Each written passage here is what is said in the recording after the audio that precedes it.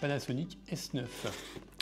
Alors on était assez pressé de le recevoir, ce boîtier-là, parce qu'il a l'air d'avoir un look vraiment sympa. Donc le S9 qui s'ajoute dans la gamme Panasonic dans les montures L, donc dans les capteurs full frame.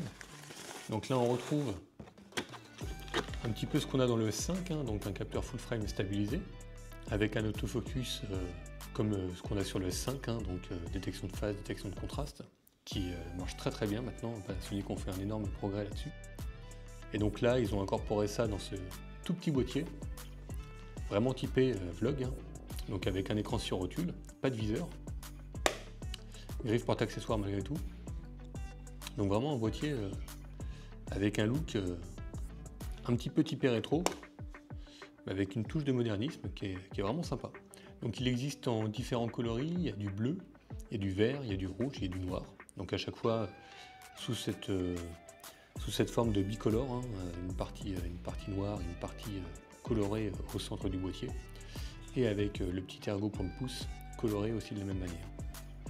On retrouve, comme d'habitude, mode automatique intelligent, les 4 modes classiques qu'on retrouve sur tous les hybrides réflexes, PASM. On retrouve 3 modes customisables, ainsi que un mode dédié à la vidéo et un mode slow and quick, pour faire des ralentis ou des accélérés. Le boîtier est assez épuré, il n'y a pas de joystick, on retrouve comme d'habitude une touche lecture, touche corbeille, touche display, après des raccourcis qu'on peut bien évidemment paramétrer pour les ISO, la température de couleur, le drive et les choix du collimateur. Et ils ont rajouté une petite nouveauté, la petite touche LUT, pour aller chercher les LUT que vous aurez créés ou téléchargés pour les appliquer sur vos vidéos. Donc ça, c'est pas mal du tout. Donc là, on les a reçus en boîtier nu, ainsi qu'en kit avec le 2060. Donc le 2060, pas de surprise, c'est une optique qu'on connaît bien, qui a été livrée avec les séries S5. C'est une optique assez polyvalente, assez compacte, avec un bon grand angle. Donc c'est vraiment une optique intéressante pour le quotidien. Et ça fait un ensemble, pas trop gros, pas trop lourd, plutôt bien équilibré. Donc au niveau de l'affichage des menus, pas de surprise, on retrouve ce que Panasonic sait faire, donc différents onglets avec des sous-catégories dans chaque onglet.